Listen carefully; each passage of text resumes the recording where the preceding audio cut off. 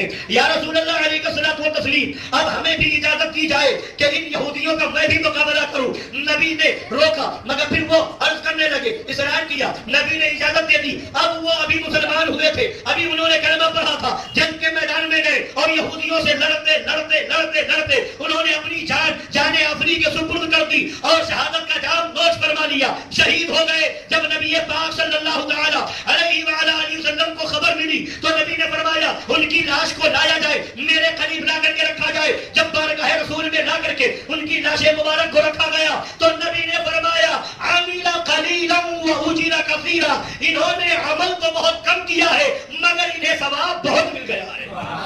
عمل بہت کم کیا ہے مگر ثواب اجر بہت مل گیا ہے. اللہ اکبر.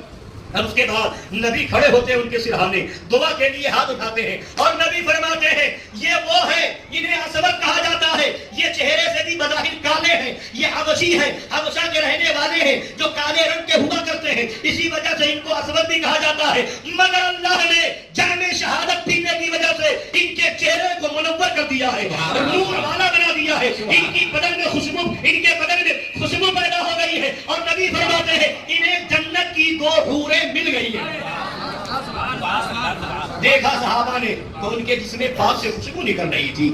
یہ وہ صحابی ہے جنہوں نے ایک وقت کی نماز نہیں پڑھی, ایک دن کا روزہ نہیں رکھا. یہ وہ صحابی ہے 1 روپیہ زکات میں نہیں دیا. یہ وہ صحابی ہے خانہ کعبہ کا طواف نہیں کیا, ایک عمرہ بھی نہیں کیا, ایک حج بھی نہیں کیا, بظاہر کوئی عمل نہیں کیا, اسلام لائے, راہ خدا میں شہید ہو گئے. نبی فرماتے ہیں عمل تو بہت تھوڑا ہے مگر ثواب بہت بڑھ گئے. بہت سے عمل والوں سے بھی درجے میں یہ آگے نکل گئے ہیں. پتہ کیا چلا, جنت ملے گی تو نماز کی بنیاد پر نہیں, نبی کی جانثاری کی بنیاد پر ملے گی, نبی سے محبت کی بنیاد پر ملے گی, نبی سے عشق کی بنیاد پر ملے گی. یہاں نماز نہیں ہے مگر عشق رسول ہے, یہاں روزہ نہیں ہے مگر محبت رسول ہے, یہاں حج نہیں ہے مگر نبی پر جان نچھاور کرنے کا جذبہ موجود ہے. شہادت کا جام پی لیا, پتہ چلا جنت ملے گی تو عاشق رسول کو ملے گی.